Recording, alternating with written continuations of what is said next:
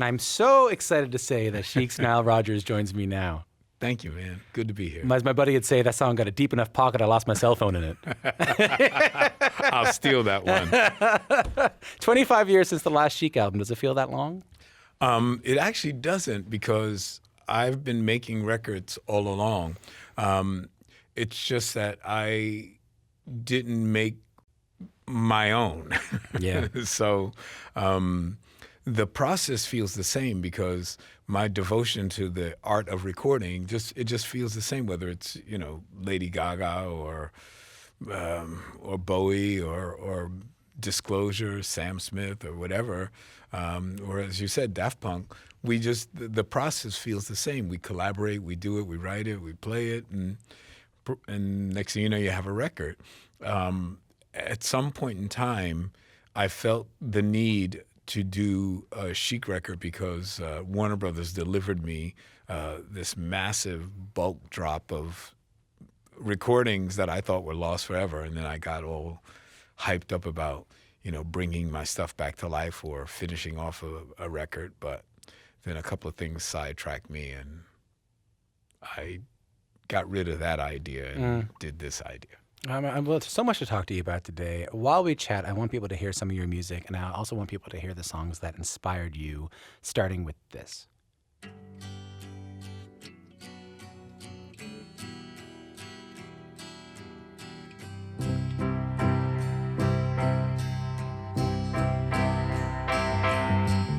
I read the news today, oh boy, about a lucky man who made the grade. That is the Beatles in A Day in the Life. Yeah. I think it's only sitting in front of you that I realize how cool Paul McCartney's bass line is. Me too, bro. It's the first time I swear to God, I just sat there and was thinking, nice voice leading, Paul. Me too. I was like, I never thought about that before. I think just something about being with you made me go, listen to that's kind of funky. That's voice leading. Yeah, for sure. That's the first song you learned on guitar, is that right? Very first thing I ever learned to play on guitar. How did that happen? Well, I was a clarinetist, and I grew up during the hippie movement, and I mean, can you imagine playing the clarinet like at a be-in or like not cool? Yeah, you're not Acker Bill kid. No, Yeah. Like, hey, let's drop some acid, man, and play clarinet, man. Play Hava Nagila, man. 2 flats. It's not happening. Lots of accidentals, man. Let's make this happen. Yeah, right. Let's really put it to the test, man. Like, give me 4 sharps, man. But anyway, so no, that wasn't the sexy rock and roll thing to play.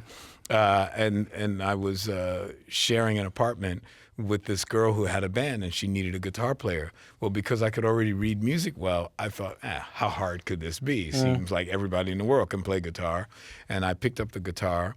I tuned it improperly, but I tuned it in a way where I could get music out of it. And she looked at me like, whoa, who is this guy? You're horrible. And she fired me right on the spot. And then I learned to tune the guitar properly, and I had a Beatles songbook, and that was the first song I worked my way through. I heard when you were 16, you were kind of 2 roads diverged in a yellow wood. Like there was music one way, but you were also thinking about a career in politics and activism. Is that right? No, I never thought about a career in that. I mean, no. I was just being politically active in America at that time was just normal. It was just part of growing up.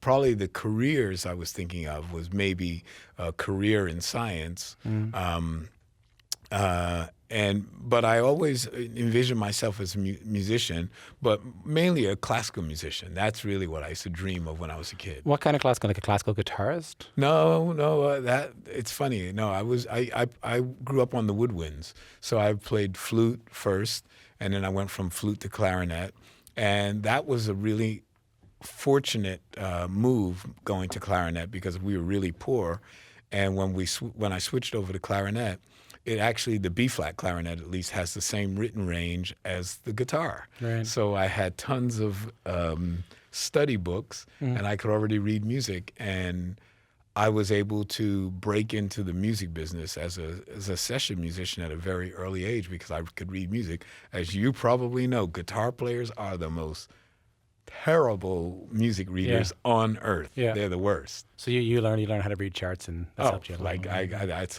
what I do. Because I was such a weird-looking hippie guy I always liked weird hair and weird clothing.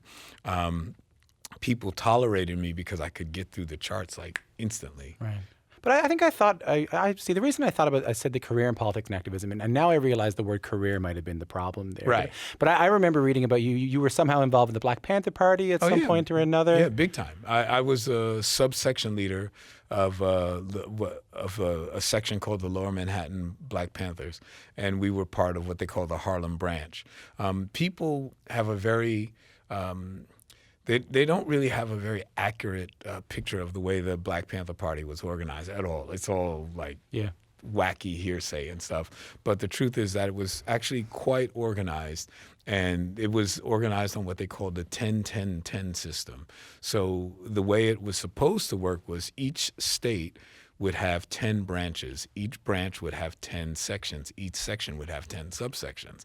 So I was the subsection leader of the Lower Manhattan branch. The Lower Manhattan section of the Harlem branch. Do you think you keep any of that with you even now? Like, do you think that experience stayed with you?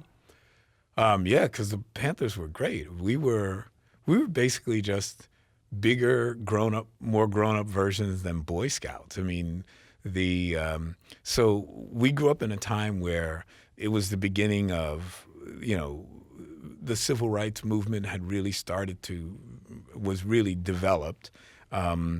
So it was the time of the Black Power movement. But what was really important is that we were at the beginning of other movements, like the gay pride movement, the women's movement. All of that stuff was happening. Stonewall. And so, right, exactly. So the Panthers were seen as the vanguard of the revolution, so to speak.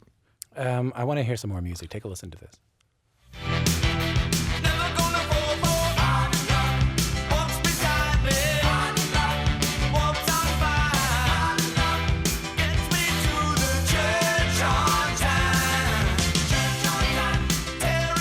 There's Modern Love from David Bowie off his album Let's Dance, an album he produced with my guest, Rock and Roll Hall of Fame producer and guitarist, musician Nile Rodgers. How good is that, hey? See, what's cool about this now is like listening with you. I'm listening to the other stuff, so I'm listening to like my really cool horn charts there. Let's turn it back up a second song. I'm listening to your snare sound. Yeah, that's pretty good too. Yeah. I heard you weren't a big fan of Let's Dance, like the title, Let's Dance. No, man. Once again, people get things wrong. Tell me, I'm here to learn. I'm here to learn. So man. what happened was, David and I, we met one morning at an after-hours club.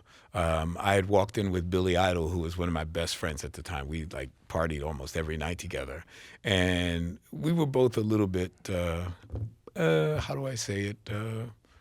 Spirited? Yes, lively, a couple of sheets to the wind. Yeah, and feeling no pain. Yeah, as they say. exactly. Yeah. And we walked in, and Billy went, "Oh no, bloody hell, that's David effing Bowie." And when he said Bowie, which is how they pronounced it in England at the time, he actually barfed, and he went Bowie, and he pulled this move, which I thought was awesome. He went, "Hello, mate." Wiped his hand and shook his it handshake. was like shake David's hand. But at that point, I was like already over to David because I didn't lose my stride because I didn't barf. So I still had forward momentum. I get to David and I say, "Hey man, great to meet you. You live in the building with all my friends, Luther Vandross, Carlos Alomar, all the young Americans. They all lived in the same building together." And we just started chatting.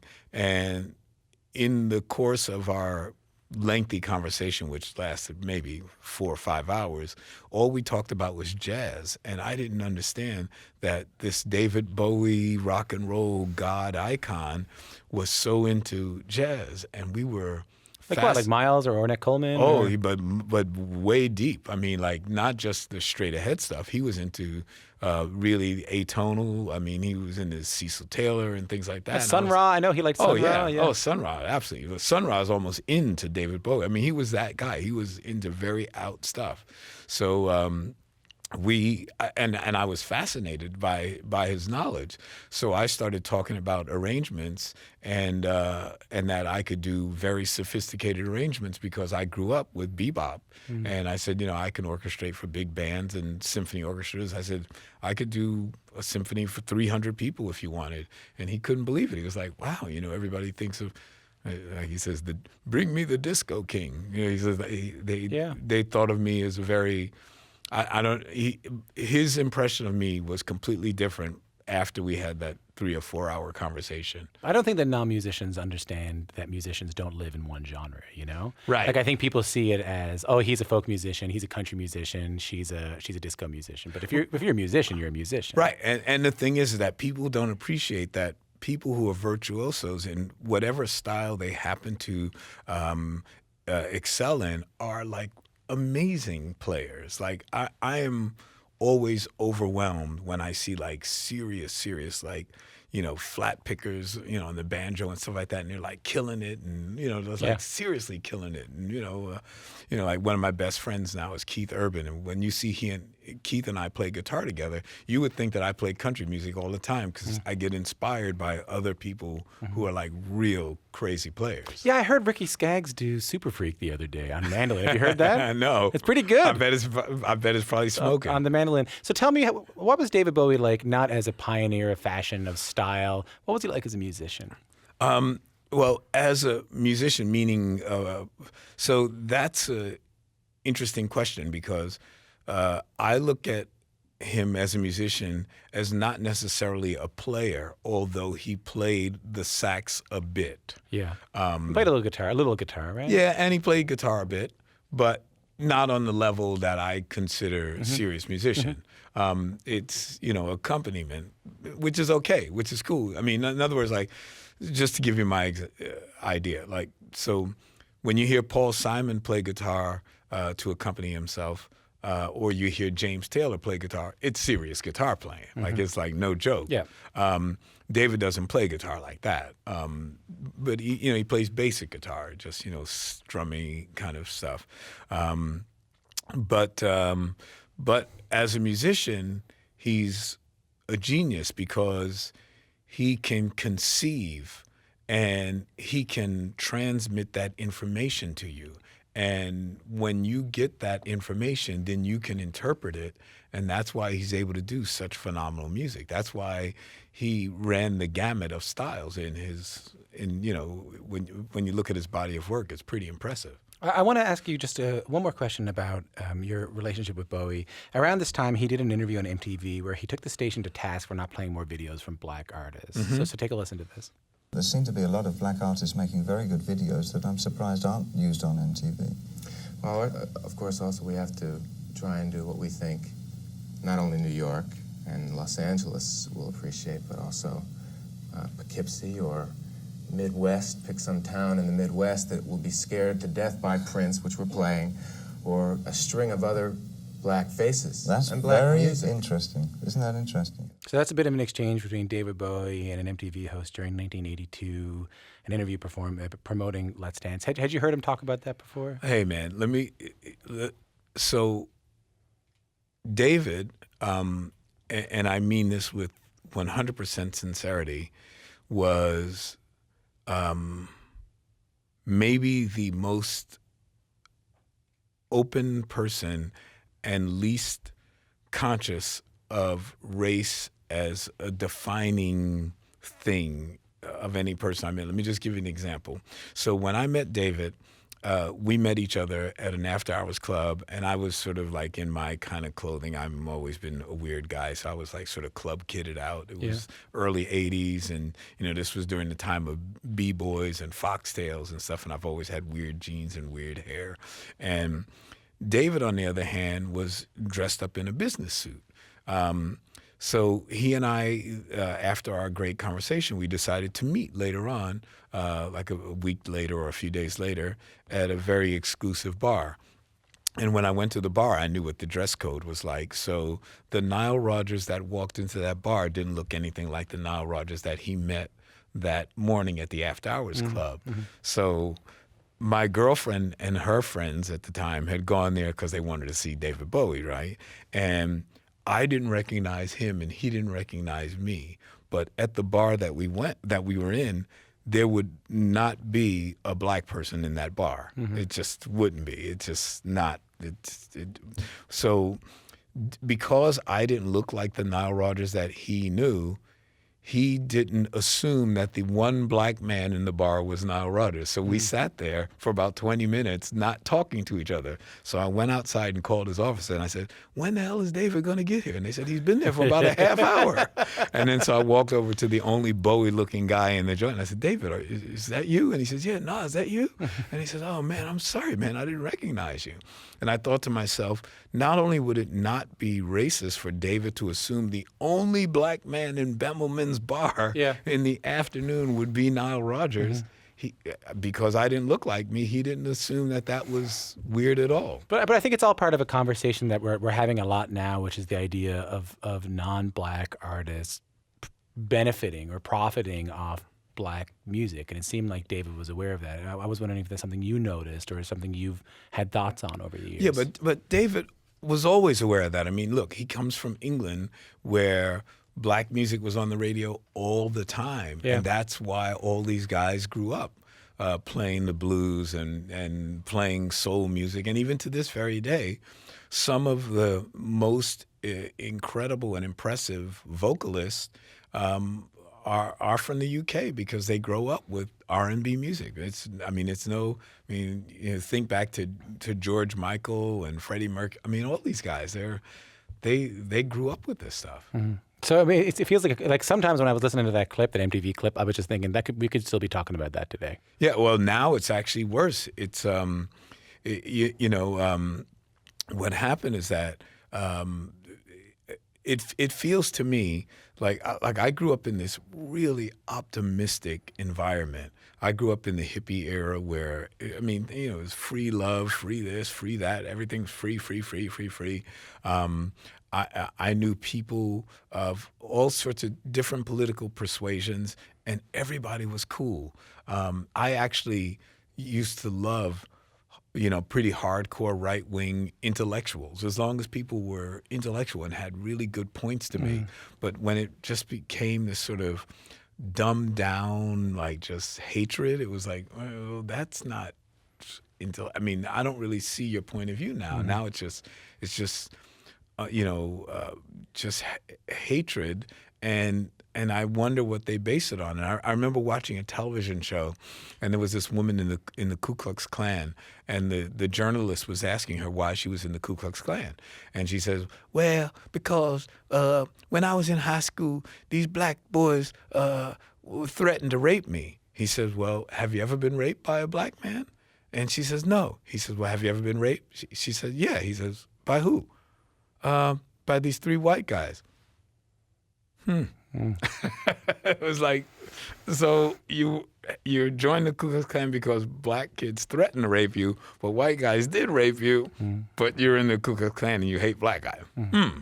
You know what I mean? Yeah, it was like, you know what I mean? I saw a sign the other day at a protest, and it said, "I can't believe I still have to protest this shit." Like, Right. It feels like the more Right. things change, the more things stay the same. Stay the same or get worse. Yeah. I want to hear some more music. Take a listen to this.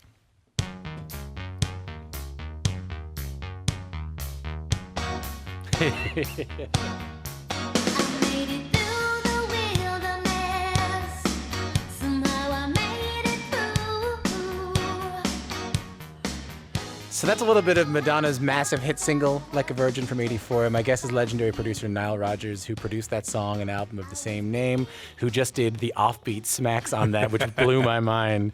Now, I've made a bunch of assumptions so far, and you went, no, that's not the case. I was going to say you weren't into that song when Madonna gave it to you. Maybe I'll say, were you into that song when Madonna showed it to you? No, you were right. Now that one you got spot on the money. Okay, good. So it wasn't, once again, you just got to clarify. It's not that I wasn't into the song. I wasn't into the song as the first single. She wanted it to be the first single. Not only did she want it to be the first single, but she named the album Like a Virgin. And the reason why didn't think that it was the right move was because we had another song on it called Material Girl, written by this guy named Peter Brown. And Peter Brown had done some great disco records. Do You Want to Get Funky With Me? Do You Want to? Boom. I mean, one of the most clever disco records ever. And I just kept thinking to myself, well, wow, we got this great song by Peter Brown, Material Girl. Like, why would we not want to go with Living in a Material World instead of boom, boom, boom, boom, boom, boom, boom. You know, like we wanted to fill up the dance floor, Madonna, because you were a dance artist. I mean, if you listen to her first record, everything was about dancing. She grew up. Her first album was what we call, the style of music was called electro or Latin hip hop. It went by 3 different names, and it was sort of like music like Lisa and the Cult Jam, and that's where she was coming from. So to me, it's like if you're doing dance records and you're a dance artist, why would you not want to go with Material Girl, which was clearly an up-tempo dance song? But she then told me how important the lyrics were to Like a Virgin, and how important losing virginity was to a girl or a young woman. And I just had to say to myself, this is an artist who intrinsically knows who she is and knows the message she's trying to get to the people she's trying to get it to. All I could do at this point now is support her. And the other thing is that I played it for a friend of mine who I really respect a lot.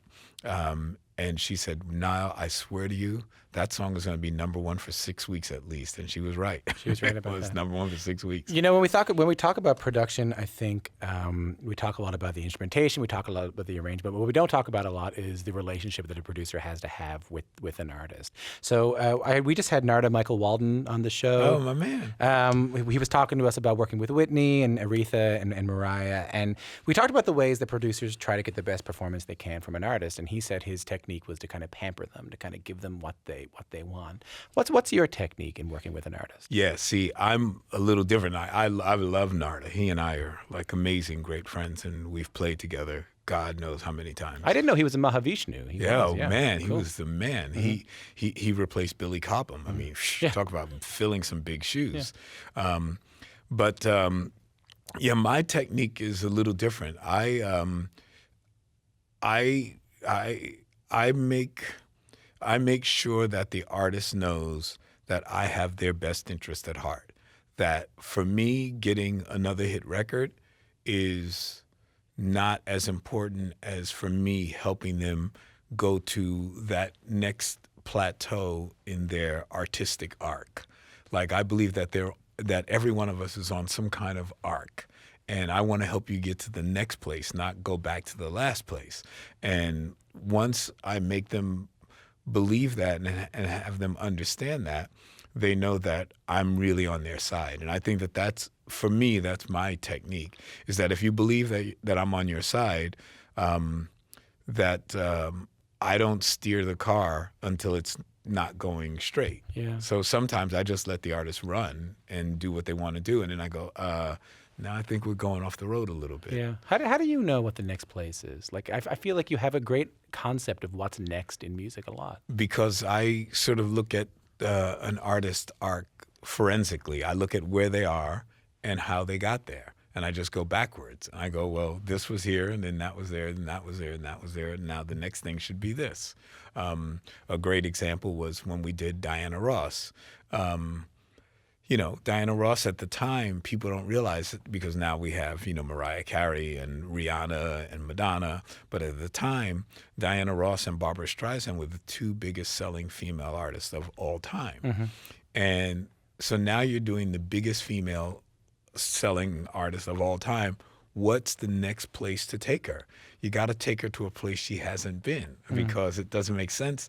And when we finished the record, I remember Berry Gordy telling us that, let me tell you something. This ain't a Diana Ross record. This ain't a Motown record. And we said, you're right, Mr. Gordy. It's not an old Diana Ross record. It's not an old Motown record. It's a new Motown record. It's a new Diana Ross record. What's sometimes old is sometimes new again. I want to move on with this, please.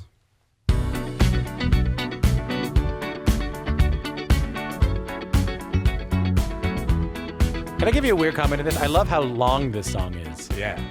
I love that you guys made this song longer than anything else on the radio. And radio stations played like a 5-minute song with like a 2.5-minute outro. Right. they, look. Let me tell you something. When Guy-Man and Thomas came to my apartment, these to are the play, Daft Punk guys. When Daft Punk came to my house, and they said that they wanted to play some demos. I honestly have no recollection of hearing any demos at all. I just remember them telling me the concept, and they were saying that they wanted to go back and make a studio album. And I said, well, what do you mean by that? And they said, well, we want to make a record as if the internet never existed, as if these modern things, these computers and things like that never existed. So that meant like, long records like Modern Dance, like, like Modern Love, like or Chic, where we would put the first single as the longest record on the album. And they were really wholly committed to this concept, and I was like down with them. As soon as I heard the concept, I said, wow, let's do that. Nobody would be brave enough to do that in today's world. And they explained to me that after doing the Tron soundtrack, they realized that they had never made a record in their lives with other people. And this would really be their first studio album where they brought in other people. And that experience of having people jam and play was a wonderful thing, and they wanted to experience that. Now, if this came around, and only tell me as much as you want to tell me, but this came around at a sort of a scary personal time for you too, right? Yeah. I was recovering from extremely aggressive prostate cancer, and the doctors were not certain of my outcome. And I was just doing what I was supposed to do, what they told me to do, walking 5 miles a day, and after I had my prostate surgically removed. And of course, they monitor you to see if they got all the cancer, because that's the problem with cancer, is that, there could still be microscopic parts that haven't shown themselves, and, and they think you're fine. And next thing you know, they go, oh, my God, it's come back. Yeah. Well, and in fact, it really hadn't left. They just, hadn't gotten it, or sometimes it does come back. So in my case, I was in the initial recovery period when I got the phone call, which is how we sort of wound up hooking up together, because we had been trying to hook up together for years, and every time I would go to France, there would be some kind of strike, and I could never get to where they were, or they could never get to where I was. And I used to think that was cool, because I said, when I was a kid, we had strikes all the time, and now in America, nobody strikes over anything. It's like, whatever. Like, it's like we, so when you and I first started talking, and you were thinking that I was going to have a career in politics, it was just that life in America was very political. Yeah, right. And it was very union-oriented. So everybody had this sort of, union consciousness. You can't blame me, I'm working with the union, and all that kind of stuff. Yeah, the Union Maid. I love Pete Seeger. And my dad was a union leader. Right, exactly. So we grew up singing that Union Maid song a lot. Exactly. Solidarity Forever and stuff like that. Yeah, Yeah. that was a big part of my life. How you feeling good these days, by the way? I feel amazing. Yeah? Yeah. Good. I'm just making sure you're I healthy feel and awesome. feeling all right. And do you feel like a different person because of all that? Not feeling too good myself. Sorry about that. Everything makes me think of a song. Sorry, do I feel like a different person? No, do you feel different since that scare, since that? No,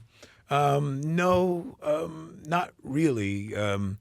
Because I had a second bout of cancer since the first big one, I've lost so many really close friends. You think about the people in the Chic organization, the original Chic organization. When I look at that original picture of us with Luther Vandross, Bernard Edwards, Tony Thompson, Raymond Jones, Ray Maldonado, 5 people in that photo. Every male except for myself and Rob have passed away. Every guy. It's so weird, because I was the most reckless, because I grew up with the sort of most bohemian type of parents.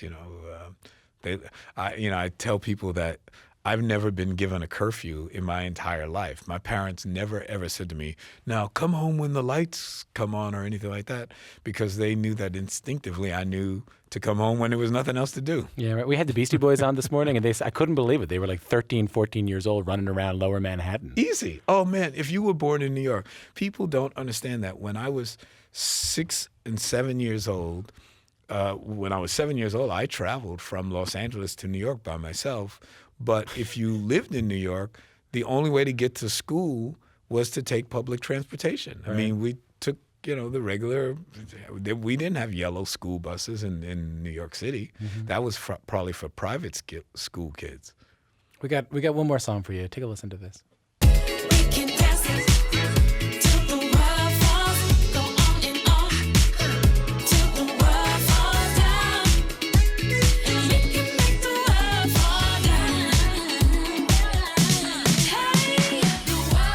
That's just a little taste of the new single from Nile Rodgers' band, Chic.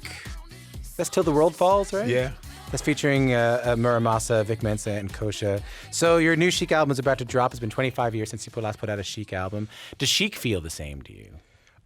No, Chic doesn't feel the same because it can't.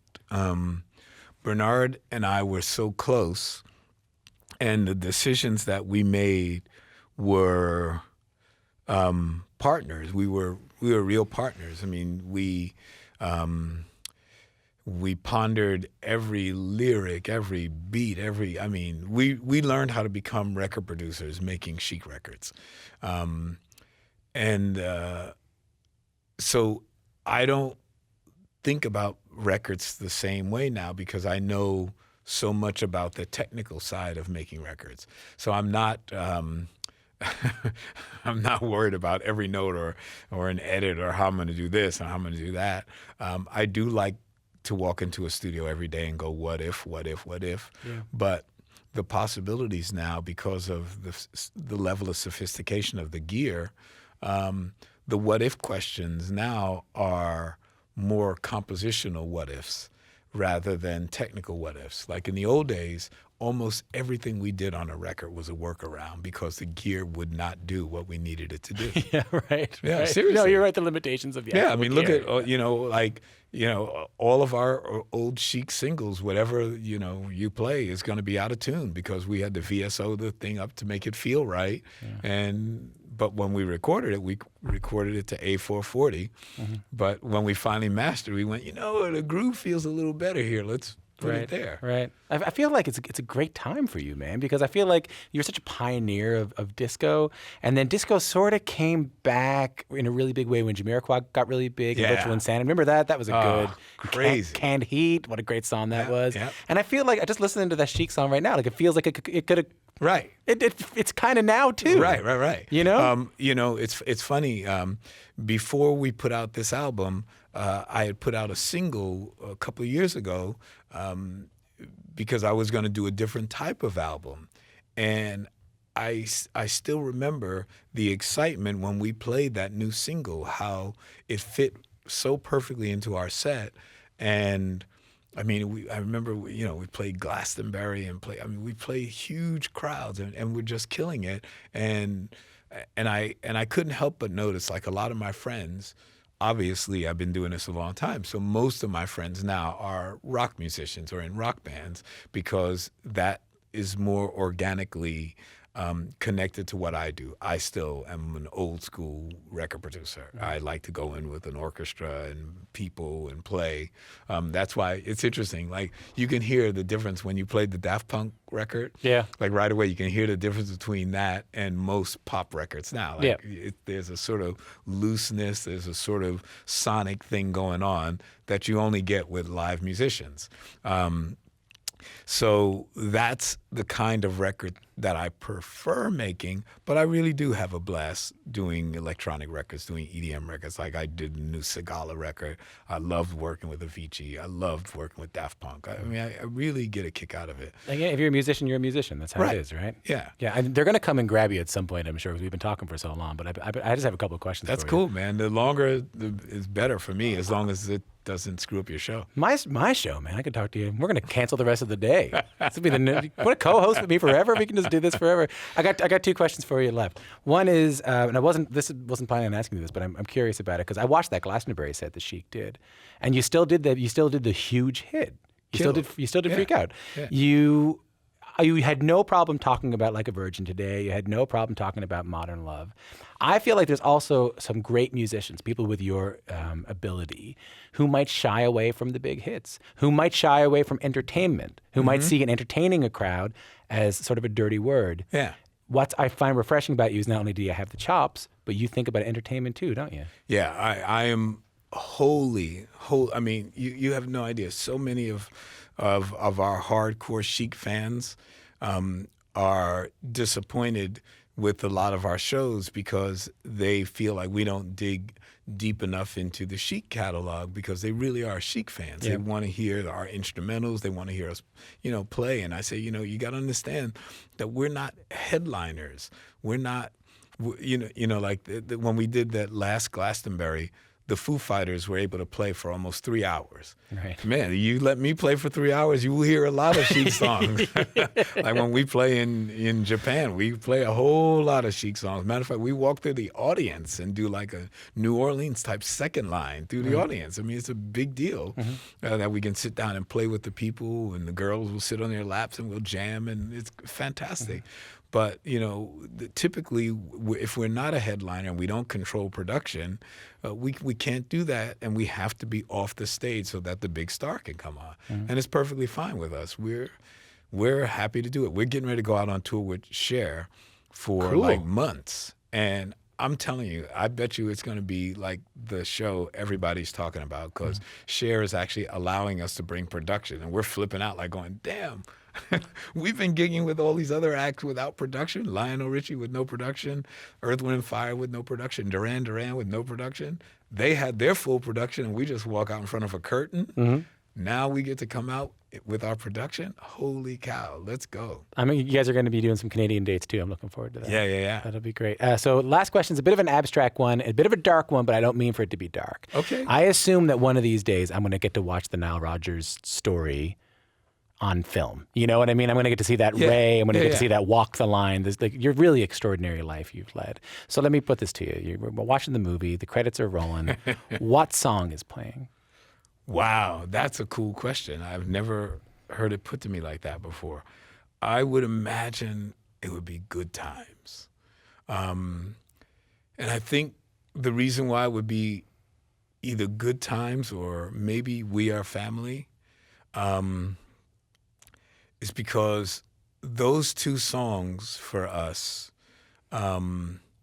really were life-changing, and maybe so We Are Family was really important because we knew that we created a phenomenon with Sister Sledge. The Sister Sledge, Yeah, I mean, it was like, like we really proved to ourselves that we could do what we did for ourselves for someone else, and maybe even better. And Good Times because of what happened after Good Times with hip hop. I mean, it's just, I remember watching an interview with LL Cool J, and they asked him, they said, what do you think is the single most important thing that ever happened in hip hop? And he didn't even waste a minute. He said, the release of Good Times. He said, without Good Times, it means that every MC would go home and write. Why was Good Times so important? Because Good Times had the break, had the long breakdown. And Right. every time you went to a hip-hop which, a lot of people who aren't of a certain age, they don't remember that at the beginning, they would call those events hip-hops. Right. They were going to a hip-hop. And I remember when I first asked somebody about it, what did that mean? They said, well, you take something hip and you hop on it. And I was like, oh, really? They said, yeah, so Good Times was really hip, and then we hopped on it, and we come up with our own lyrics for the breakdown.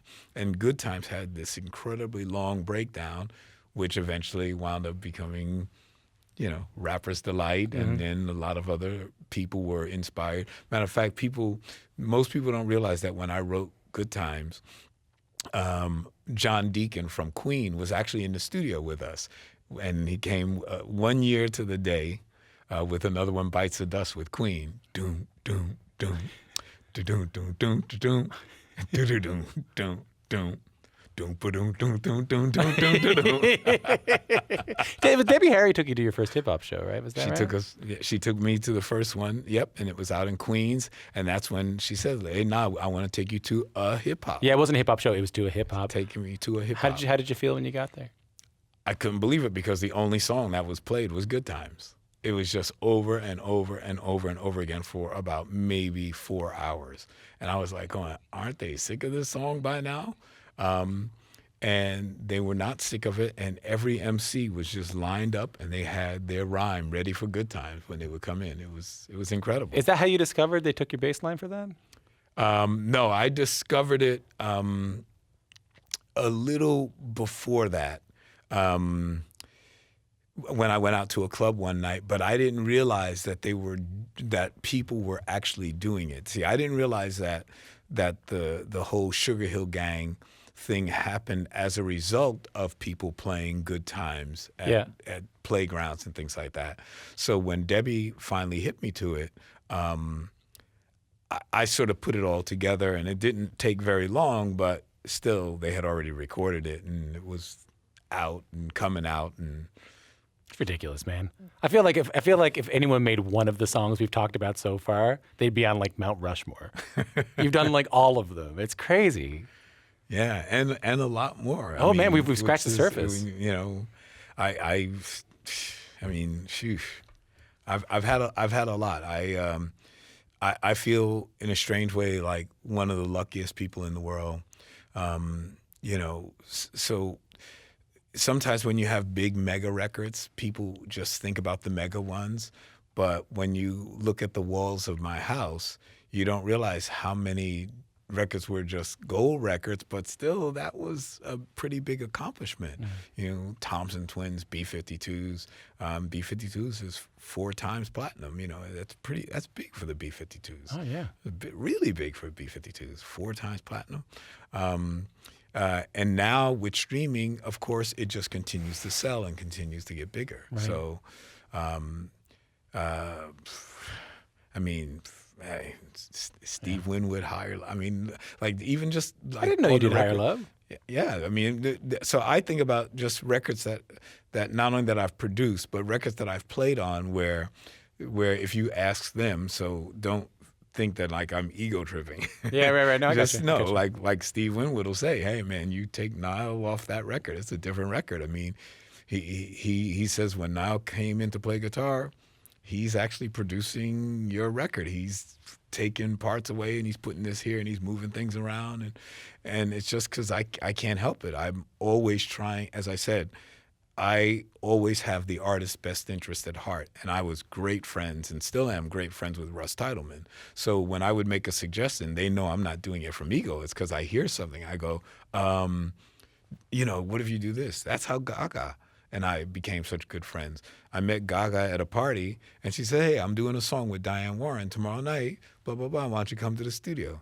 And she said, "We're doing a big string section. You know, maybe you can come down and help." And I came down, and I just changed some stuff around, and Diane Warren looked at me and went, and I don't know if you know Diane Warren's attitude, but No. She takes nothing from anybody. Yeah. She's hardcore. She's incredible, though. She's amazing. Incredible songwriter. And she said, "No, that's the most genius thing I've ever seen in my life. Like in 2 seconds, you came up with like the right thing, and like it's unbelievable." And I was like, going, "Well, no, it's not the right thing. It's just what I hear. You can use it or not."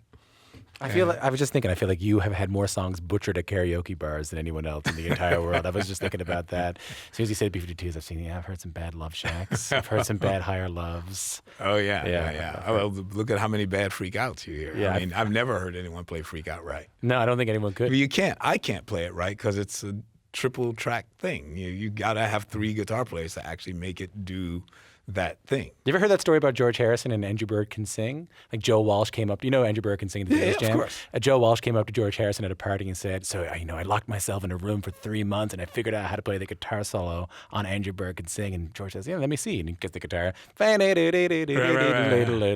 George goes, "That's amazing." And he goes, "Really?" He goes, "No, it's amazing because I double tracked it." Right, exactly.